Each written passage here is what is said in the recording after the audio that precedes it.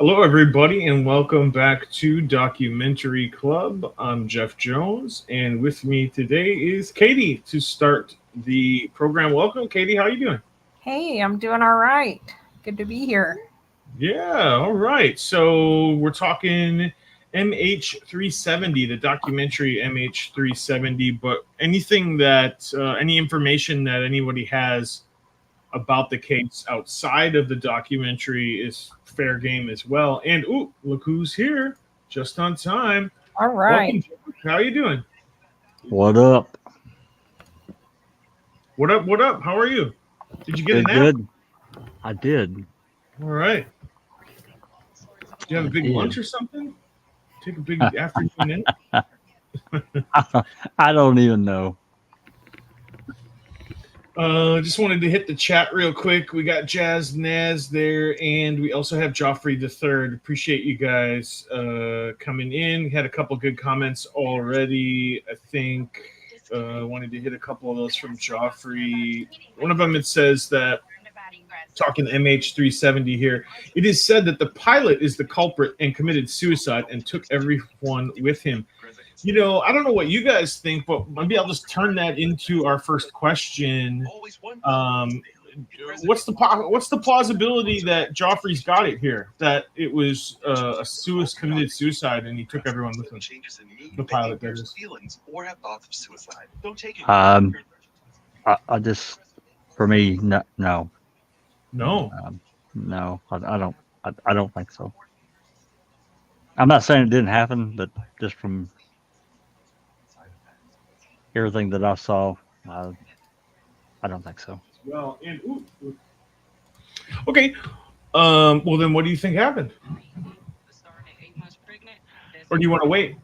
Tell us later. Yeah, I'm gonna withhold. Oh, okay. All right. Well, we'll get to it in a little bit.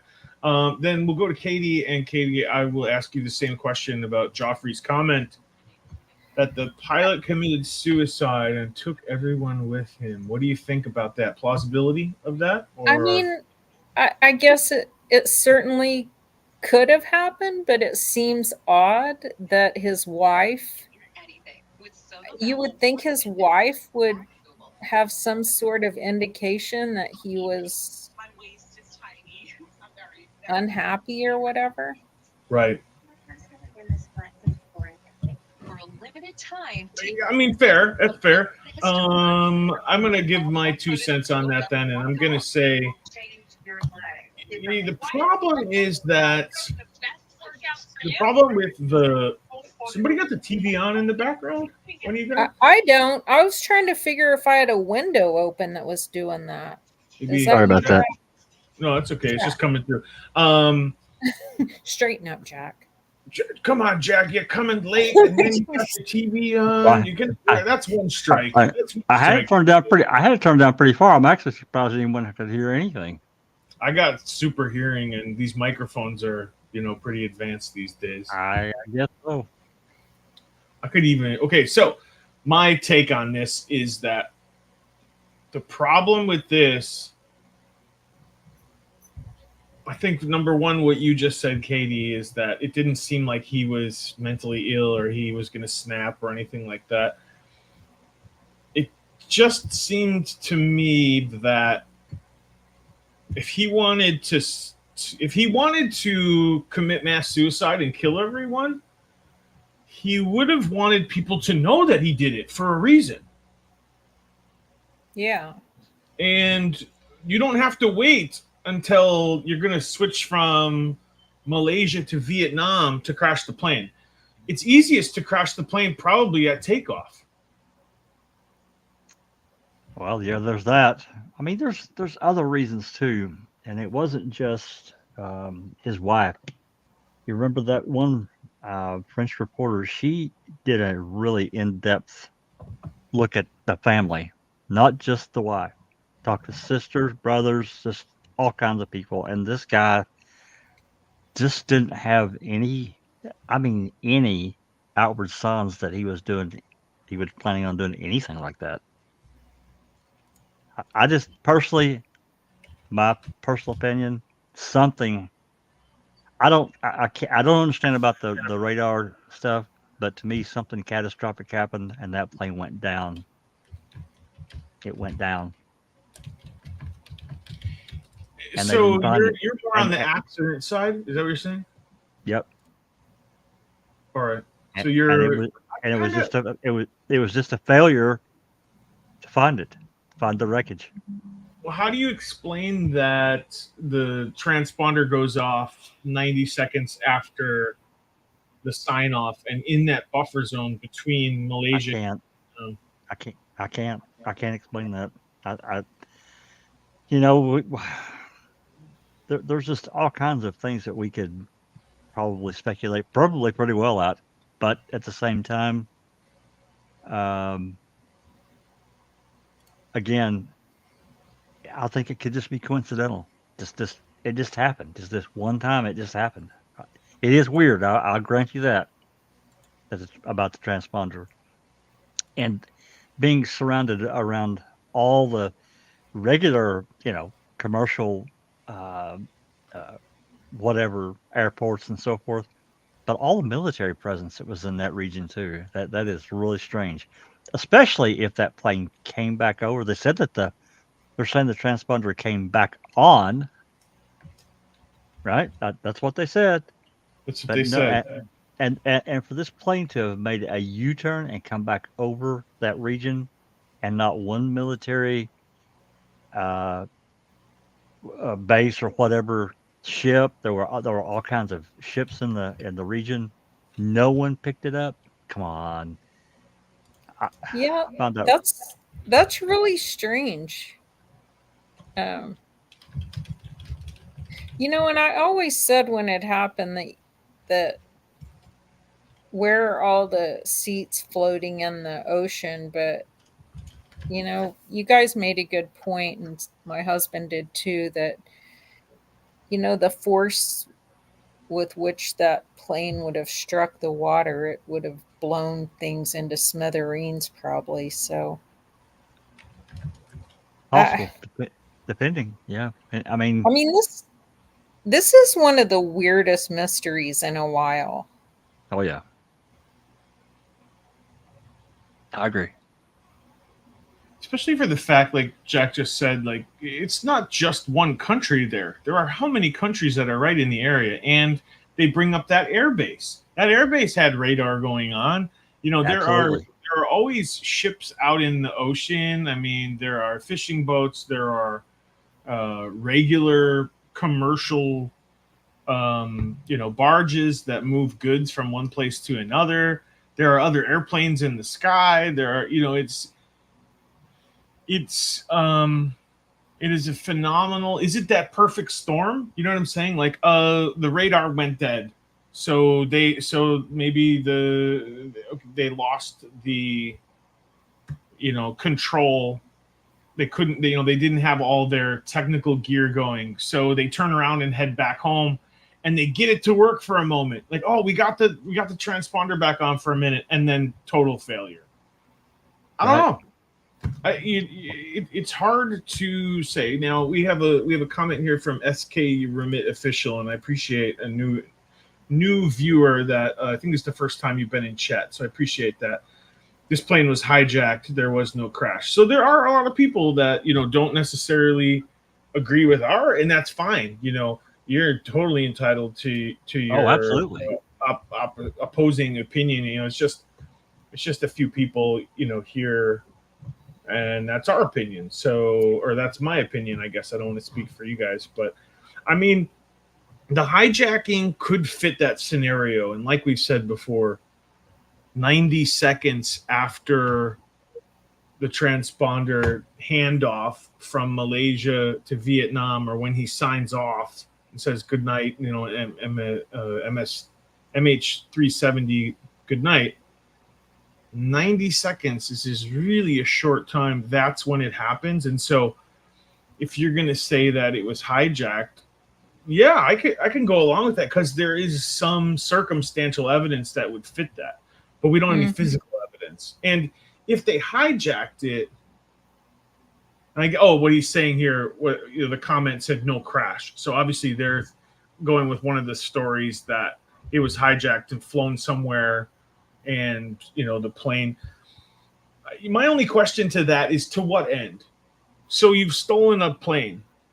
Well, and remember, the cargo, I and the guess. cargo, yeah. The electronics that they pointed out, whatever this, I can't even say. It must have been some kind of high tech stuff. If it was delivered under armed escort. I mean, okay. I got a question about that. That's a sticking point for me. Yeah. And we've mentioned this before. We're not experts in this field. We're not really sure.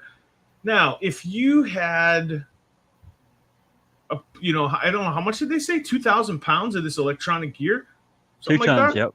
2 tons. 2 tons. So it's 4,000 pounds of whatever it is, iPhones, circuitry, microchips. If I'm the company that's selling that to Beijing, I want to make sure that it's not hijacked on the way to the plant. I want to make sure that delivery is made. So is it really that strange to have cargo guarded as it gets on the plane in Malaysia? Now, we're not talking about Chicago O'Hare here. We're talking about Malaysia, a different country, different security measures. Is it normal? And we don't. And so I question the documentary a little bit there, because they need to be clear on that and say, we spoke with other, we spoke with the people that load the planes, and that's really rare. They never see that. We didn't see that part in the documentary. So I'm kind of left in the lurch going, we really need someone with expertise to say, that's really strange, or that's not very strange. Actually, a lot of companies, they want to know that their product is put on the plane securely. And the way the documentary makes it sound is it's like some government op. That's the way it seemed to me when I saw the documentary. We don't even know for sure what this electronic material was. Wouldn't they be able to know that if they could contact the supplier? You know what I'm saying? Like, there is some holes, and I think that that's one of them. Yeah. But again, my big problem is, even if the transponder being turned off happened, which apparently from what we're told, it did.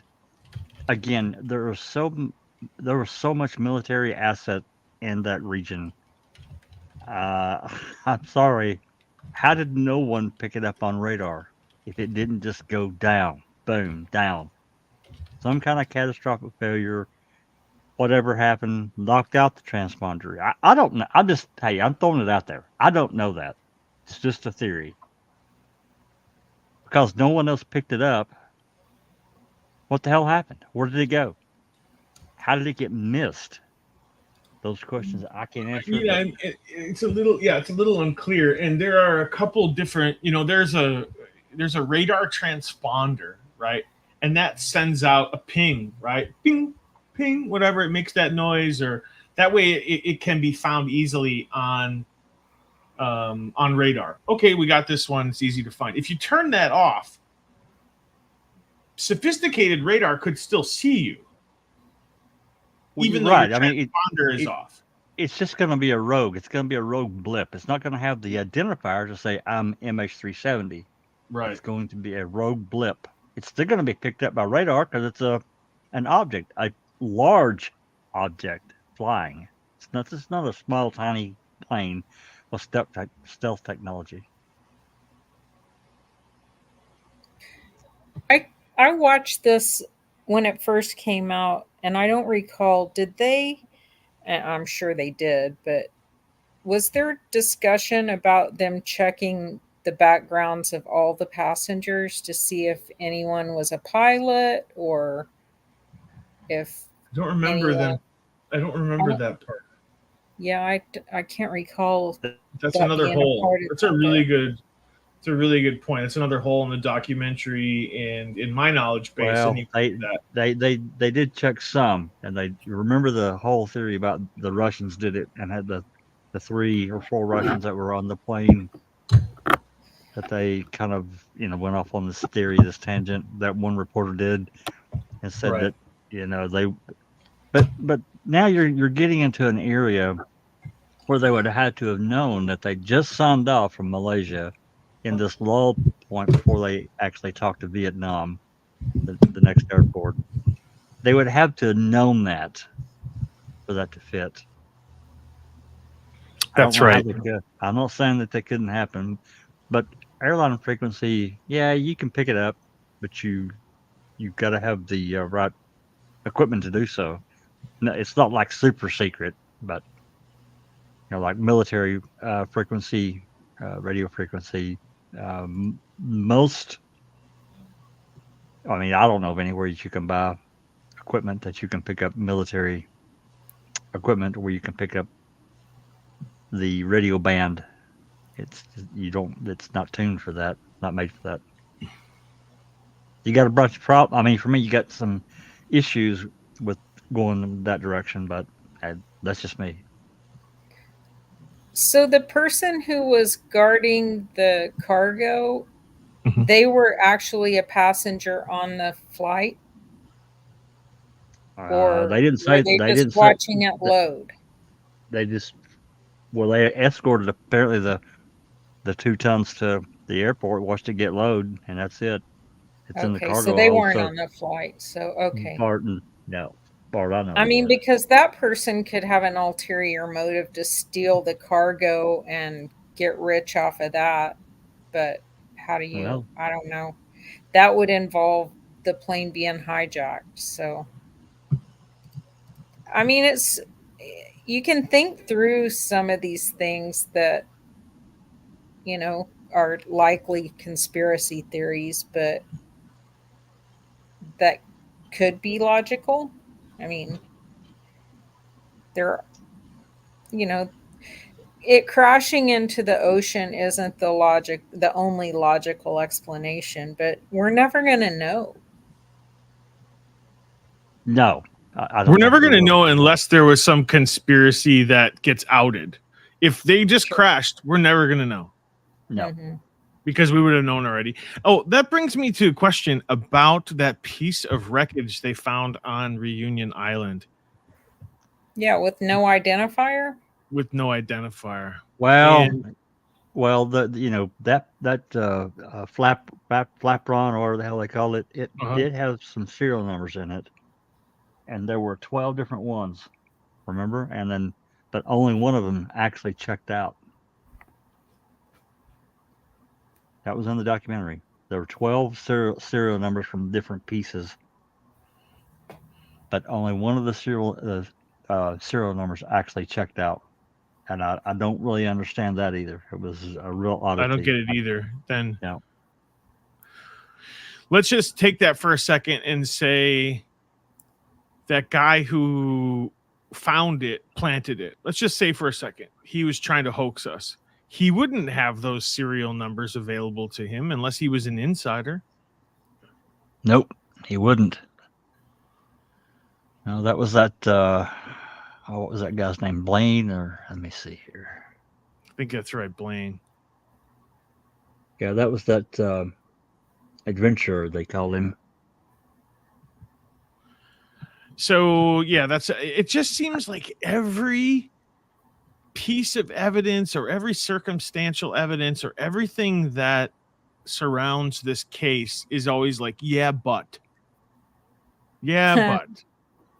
Right. We don't have one solid piece of anything, really. It's like, the pilot had a home flight simulator. Yeah, well, a lot of pilots do. That's fact. A lot of pilots do have a home simulator to, just play, just kind of do what they want. Or practice. Or just practice. hone your skills. Yep. Yeah, they do a lot of simulation before they fly or, in training. So if you have one of those simulators that is accurate, it can help you train, I guess. Or for fun, whatever. Definitely for fun. Whatever. Absolutely. Yeah. Yeah. I've seen some pretty advanced ones that people have, like the semi truck. Have you seen that where they get the whole thing, the simulator to be the semi truck, and they have the whole cabin? That's you right. Just drive a truck then, man. Here's a good question from Joffrey. Do you think it could have been shot down by mistake? I mean, it has happened before. And if it was, that would have that could have eliminated a huge amount of wreckage, disintegrated, just blown in smithereens. It's There would possible. be almost nothing left. Yeah. Well, depending on what it was shot with, it's possible. But then the transponder turned back on. Yeah, You know what I'm saying? Every time you think you have something on this case, you go, "Oh, but." Yeah, Oh, but but that can't work because of this. Oh, that can't work because of this. Yeah, Yeah. I don't think they said when it came back on and for how long. I don't think they actually noted that. It's the same thing with the claim of the Chinese woman who said that her dad, which was a passenger on the plane, called her phone. Right. Right. One of the children said they were getting a call and it said Papa. Like, what the hell is that? Even I don't know. I don't know, man. It's crazy. I mean, that call was not proven to be factual, but you know.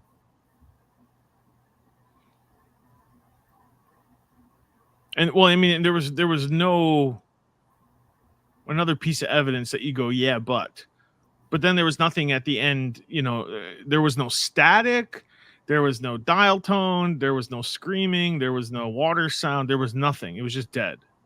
So I don't know. Yeah, I mean that's another part in the documentary. I wish they would have went that extra step, contacted the cell phone service provider, and questioned them about it. Is it possible for a phone to malfunction and call? You know, I mean, I don't know. Yeah. How would you have a signal? Even let's just say for a second that you had you wouldn't have a signal that high. However, you know, you wouldn't have a signal in the middle of the ocean. So how are you expecting that? That would point towards the plane did make it to the ground, and it was hijacked. So there you go. Then you go back, you bounce back towards that one. It's too hard to. Yeah, we're never gonna know. We're never gonna know what the hell happened, are we? No. I don't think so. Not unless something pretty significant is brought to light. I don't think we will ever know. Ever. Not really. It's a shame. It's pretty sad because it's you know, a lot of life was lost, and the survivors of the family members, you know, ripple effect. I feel for them. The ripple effect to thousands of people. I mean, that knew them, and then the hundreds of thousands and millions that you know were affected by it. You think about it. I've flown many times. Like I told you, Jeff, during when we were doing the recording, you know, once the door closes, you have no control. You're done. You got no control. Yeah. Sit down. Sit down. I always just think, and then this, you know, you could rebuff me, but I always go with the assumption that the pilot doesn't want to die. I'm like, he doesn't want to die. We're okay. You know what I mean? Yeah. Right. Right. So, you know, he's trying to survive. He's trying to get home to his kids, or she. Actually, a lot of female pilots these days. There's been a realistic, noticeable shift from when I started flying to now that there's a lot more female pilots. I've noticed, which is a good thing. I think should be. Yeah. I like arrogant pilots. Do you? Yeah. Elaborate on that. Why do you like why do you like arrogant pilots? Well, I mean, because arrogant people are always so sure of themselves, and I just think a pilot should be like that. He should have a little bit of attitude. I like pilots with great time. Interesting. Okay. What'd you say? Oh, great. I don't have an opinion on that. All right. It was probably stupid anyway. No, I just don't know which way to go or the other, one way or the other. You know. I try to fly here and there, fly inner island sometimes, and I think I've been on some horrendously long flights, like 13-hour. I don't even know how to deal with that anymore. Like you sleep, you watch movies for 4 hours, then you sleep, and you watch movies for another 4 hours, and it's the worst. It's horrible. I can't. That's really long. I flew the longest. Well, that's not true. One of the worst flights I ever had was to Hawaii. I just hated that. I couldn't. I don't know. I got like better. 6 or 8 hours or something for you. It's like 10 hours or something. Ooh, yeah, that's too much. I really don't even like 4-hour flights. Yeah, I like the inner island ones. You're up and down in an hour. Those are nice. Oh, pond jumper. Yeah. Yeah, I flew to Boston years ago to do a job interview. Actually, it was I had a car ride from Boston to about an hour or so west of Boston. But anyway, I flew back that evening, and the lady pilot, and I've had other lady pilots that were just fantastic, but this one, now I had some bad male ones too, don't get me wrong. But anyway, we get to Charlotte. This was a 737. It was a big plane. And I swear to God, when we came down and land, she bounced that plane off the runway. I've never, ever had a land. She bounced that plane when we first came down. It was too quick. Oof. I don't know what, the wind wasn't blowing that hard. It wasn't like a lot of wind or anything like that. I don't know. I really don't know if she let the co-pilot do it. I don't know. But it jarred my damn teeth, man. Ooh. Yeah. I was on a flight one time with bad turbulence to Las Vegas, and if I wouldn't have had my seatbelt on, I would have hit my head and smashed it. Yeah. It's wow. Yeah, Geez. sure. I learned my lesson. I keep my seatbelt on whenever I'm seated. Absolutely. I've had a few rough flights with turbulence, but nothing quite that bad.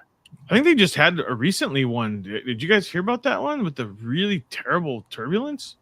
Not that long ago. No. Oh, there was like... Oh, I pushed the wrong button. I apologize. I want to say that... Sorry. We're over. It's done. No. I want to say that it was like 500 feet in like a flash, something like that they dropped. Wow. That freaked me out. That's gut wrenching right there. Yeah. So this was in May.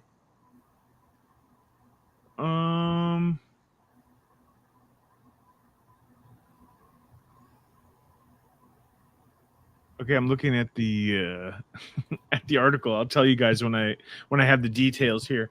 But it was really just I think they said it was one of the worst turbulence, sudden altitude change from 37,400 feet to 3,700 feet in a flash. So they dropped 400 feet like that. Bam. That's rough, man. That's rough. We came into in the head. Yeah, there's videos you can check out on TikTok. People were like, someone was flying through the galley, and there was a bunch of people that were injured. And yeah. Have you guys ever been in a plane that when the pilot landed, he had to crab it? You know anything about crabbing? Turn the plane because of the crosswind. So you're actually like flying in instead of straight. You're kind of flying in on a side. Yes, I have. Yeah, I've been in that situation. Flew into back in my prior life when anyway, I flew from the company I worked for, the printing company.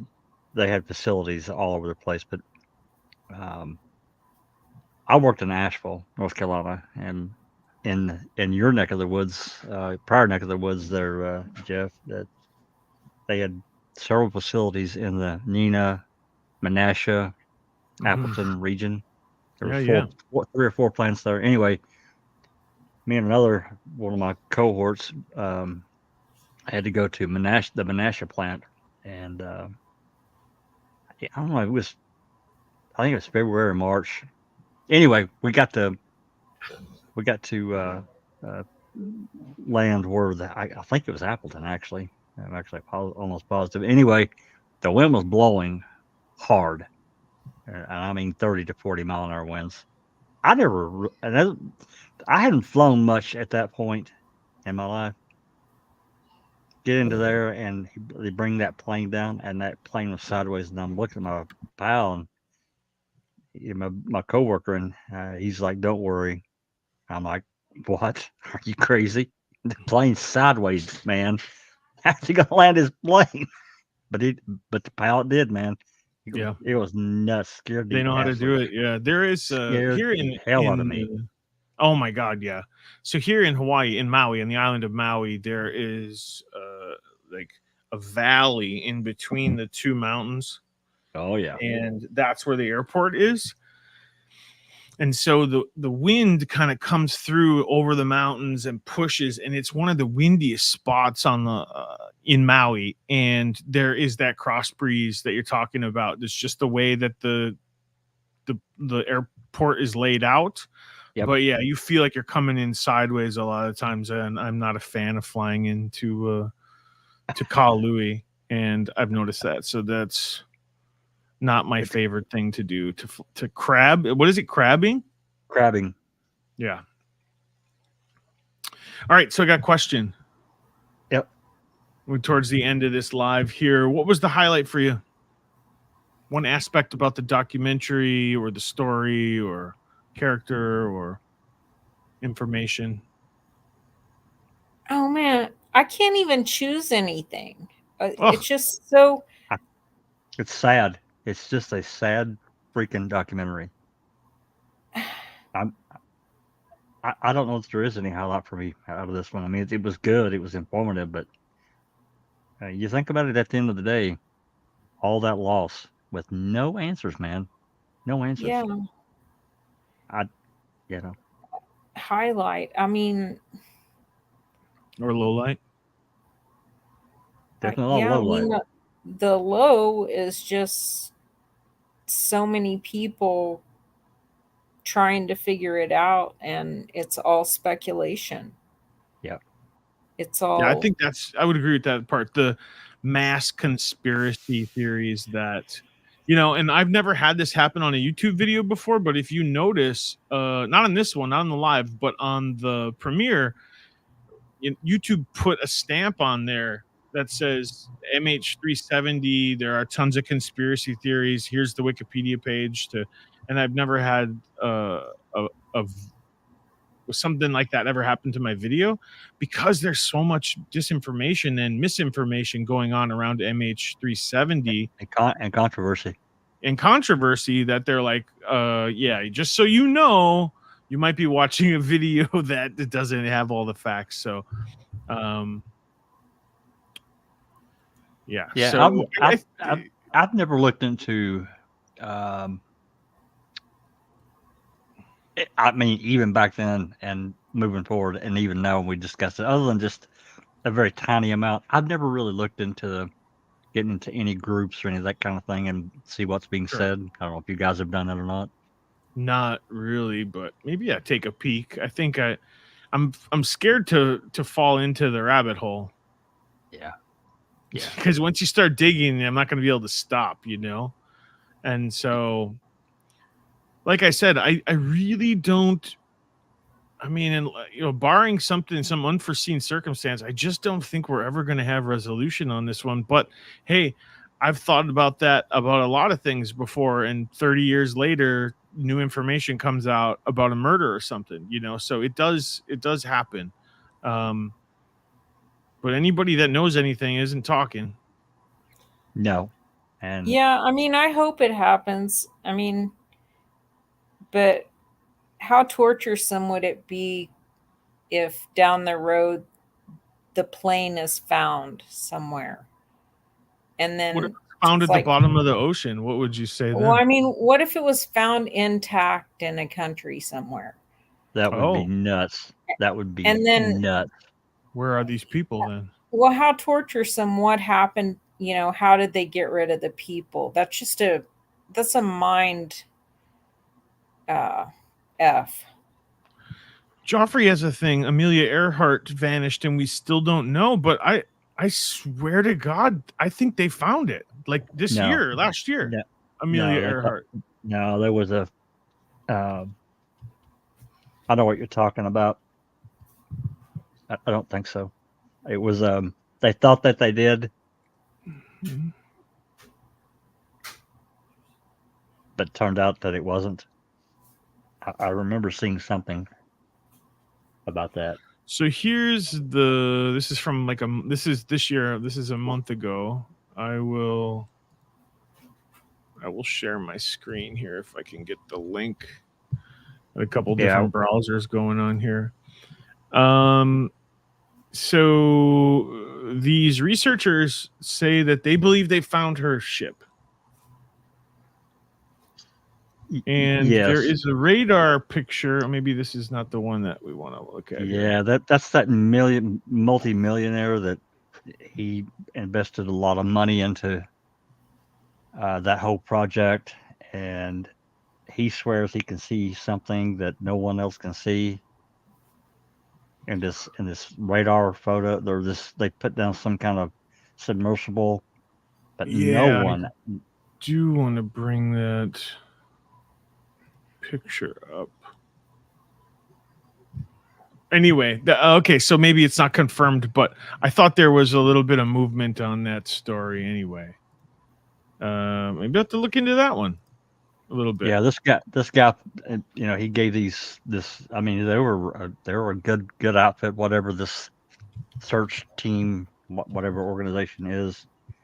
He donated or gave them like $1 million or something to go, and they went and did everything. And anyway, these photos came back. No one can see what he says. This investor says he sees. No one. They've given this information to a lot of people. Anyway, they say this outfit says no. There's nothing there. So this guy sued them or tried to sue them. Actually, he did sue them to get the money back, and it basically bankrupted this outfit. The search team group. It bankrupted them. Well, these are the images that they're talking about, and it's just like anything. It's like, yeah, it could be a plane. It could also be something else too. Right. So I guess you'd have to literally dive down there and confirm it. Otherwise, it's unconfirmed. And that's how it goes. Go see. Go down there. Get what's his name? The Titanic guy. What's his name? James Cameron. Get that Cameron. guy. Yeah, Cameron. He'll take you down there. Yeah, he can. Cameron's getting pretty old now. I'm not sure he would go. Not at this point. Yeah, he might. All right. Well, I think we've, unless you guys have any last comments about the documentary or the case in general. Well, on a little bit of a sideways, and I'm not trying to bring in any kind of weird shit from the Bermuda Triangle. Oh, bring in the weird shit. Let's go. Well, and this is a little bit of a different kind of situation, but not entirely. And it was, a million years ago. But remember, back in the 40s or 50s, whenever it was,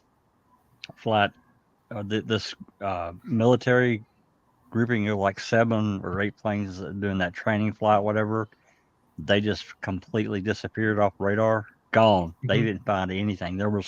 Now these weren't like, a gigantic 777. That's a huge plane. That thing is a monster. These planes are not like that. Still, there were 7 or 8 in this Air Force grouping. Gone. this disappeared off radar, and they never found anything. Nothing. So It does happen. Absolutely. I'm just saying. You know, I a long time ago, and I haven't been able to ever find that documentary or the news broadcast that I saw, but a long time ago, I saw this thing about how if you take any random triangle in the ocean near the coast, near any coast, just take Yep. it any triangle, that you will also find missing boats and planes. It just happens to be that the Bermuda Triangle is just so publicized. You know, also there are heavy, one of the best theories I've ever heard about the Bermuda Triangle, because there is documented funny business with the compass, that the compass kind of goes whack. Stupid. Like we've seen that. It's been proven. With the correct or certain types of metal deposits in the sitting on the bottom of the ocean, that technically could have something to do with it, right? It's not aliens, it's not the government secret base or anything like that. It's just natural, and the way that our electromagnetic around our Earth, right, that has different streams and different trails, and things can get and it changes more in certain areas, right? Yeah. So if you go there today, you might not have that effect, but you go 2 weeks later and you do have that effect, right? I don't know. I'm just saying, like, there might be a scientific explanation for it. And if your compass goes out and you're on a small plane and you don't know which way to go, you run out of fuel pretty quick.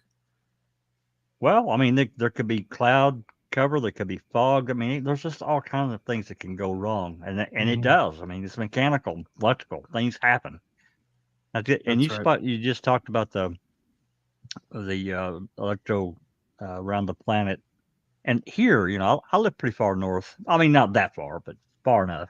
But and it does happen from time to time, seeing the Aurora Borealis, right? But typically, we have some kind of, there'll be something in the news, you know, watch tonight, because they kind of know when the magnetic stream is going to change, and but typically you can't see it here.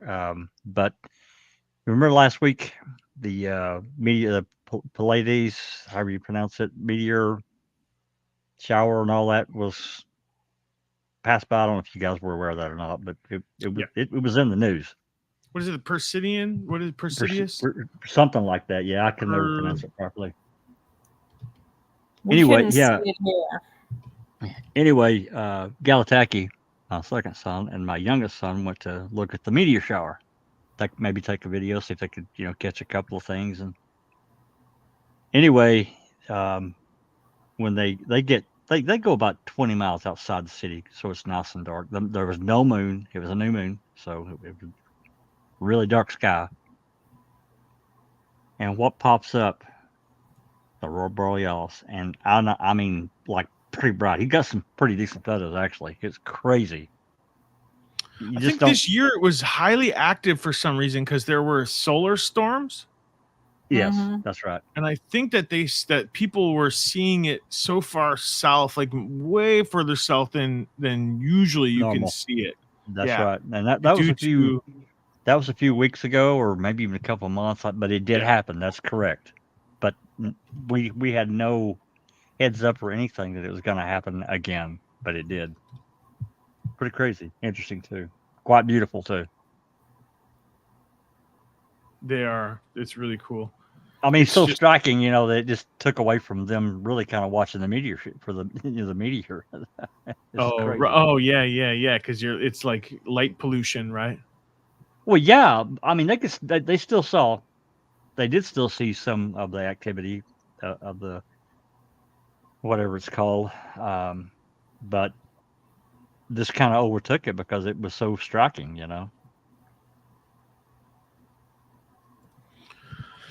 All right. Well, I think I have said everything I've said on this one. You know, maybe if we We've been talking about doing a live at some point to talk about any case, not just a documentary. So that's something that we've been throwing around. Maybe this is something to revisit and see if there's new evidence that we weren't privy to in this documentary. Okay. But yeah, idea. I will. All I can say is I hope these people, these families that are just crushed, been there. I hope they get some answers, man. I can't imagine not knowing what happened to a loved one. I can't. Yeah, that would be brutal, man. It's hard enough. Yeah, It is hard. It absolutely. Kay knows. yeah. You talking about just driving a stake through your neck and just Mhm. leaving it there. Then let's just twist it and not tell you what happened to your loved one. Okay. Wow. Well, that Right. just adds a lot more tapes to keep replaying in your head, Doesn't it? When you know what it is, you have one tape that plays over and over. That's but right. something right. like this, all these different possibilities, that would be so many different things you're constantly. Brutal. Just I brutal. think I would have to like confirm a story. You know what I mean? Like I would have to just accept it went down, and I don't know. I would have to make it up in my mind. Therefore, just come to terms. I'd have to come to terms with something. You would. You'd have to let some aspect of all this other noise go. You'd have to. Yeah. I would, but you Yeah. could understand. And the reason I said what I said, remember earlier on when these people had no answers and they were going absolutely crazy in the airport trying to get answers from these officials. Right. And you can't. I mean, personally, I can't blame those fathers and brothers and moms and whatever going absolutely ape shit on these officials. I can't blame them. I probably would too. I'd probably be in jail. Yeah, I would lose my cool too. All right. Well, always a pleasure to have you guys on here and talk on the live, and appreciate everybody out in the comments section, including SK Remit Official, which is a new viewer. I hope you subscribed. Joffrey and Jazz Naz and anybody else out there, most call. I think that's just about everybody that joined us today. So I appreciate you guys following along with this. As I said, next week we are going to talk about American Murder, Lacey Peterson. So get ready for that one. That one should be really interesting. My God. Yeah, we are going to go through the ringer on that one. Real popular documentary, popular case, that another one that captivated the nation and maybe the world. So with that said, thank you, Katie. Thank you, Jack. I'm Jeff, and this has been Documentary Club.